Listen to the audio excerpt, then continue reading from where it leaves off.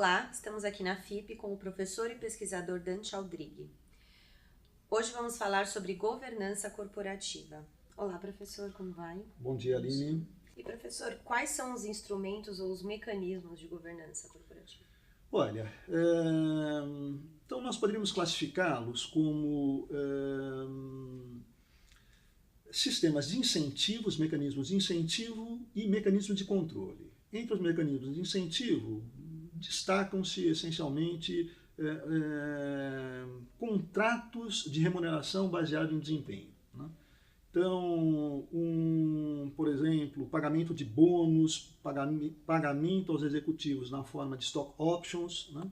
São formas de remuneração dos executivos que atrelam remuneração a desempenho. Então, isso pode gerar um incentivo adequado para que os interesses dos executivos estejam alinhados aos interesses e ao objetivo dos acionistas. Qual que é o interesse dos acionistas?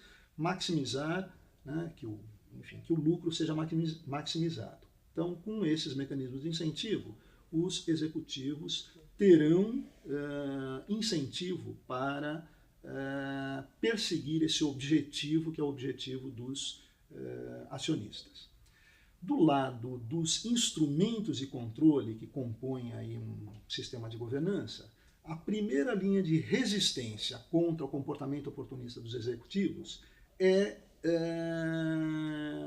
são os conselhos de administração. É um mecanismo de governança interno à empresa. Então, cabe a um conselho de administração, né, não apenas indicar quem vão ser os executivos da empresa, mas também controlá-los, monitorá-los e, se for o caso, demiti-los. O interessante é que cada mecanismo de governança, isoladamente, não resolve o problema da governança. Pode contribuir, desde que bem organizado com os demais sistemas de governança, e cada um apresenta limitações, sérias limitações. Por exemplo, contrato de incentivo, originalmente desenhado para alinhar os interesses entre acionistas e executivos, né, ele pode ser um instrumento de extração de riqueza da empresa, né, por parte dos executivos. Ou seja, o Conselho de Administração pode definir salários extremamente elevados, uma série de benefícios, né, às custas dos acionistas. E isso beneficia, então, de maneira privada os executivos, mas prejudica os acionistas. Né? Do mesmo modo, conselhos de administração, de maneira geral, eles podem ter relações de amizades com os executivos e vão ser mais complacentes com os executivos ao invés de monitorá-los.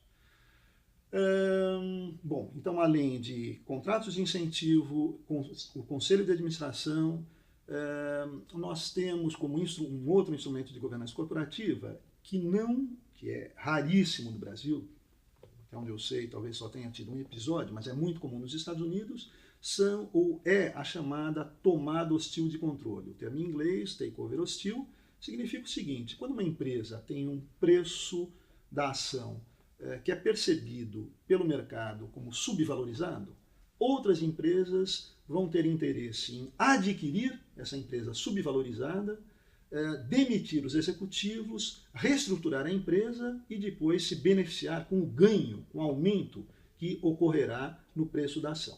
Né? Então, essa é uma forma de disciplinar os executivos da empresa a entregarem valor para os acionistas. Caso contrário, eles podem sofrer um ataque, né, de outras empresas que vão realizar esse takeover hostil.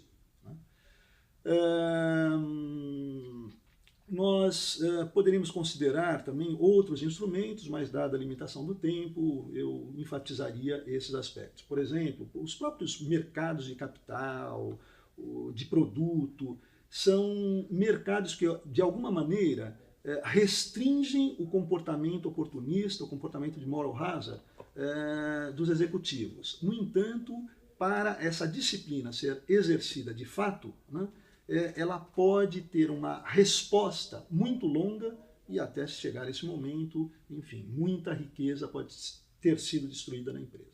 Né?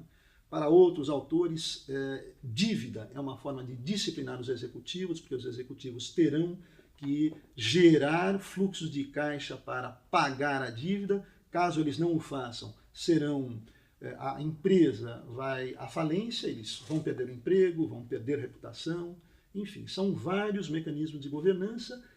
Como eu mencionei, cada um isoladamente apresenta vantagens e apresenta limitações. Na verdade, o que importa é como esse conjunto de instrumentos ele é articulado, né, de maneira consistente, de forma a lidar com o problema de governança.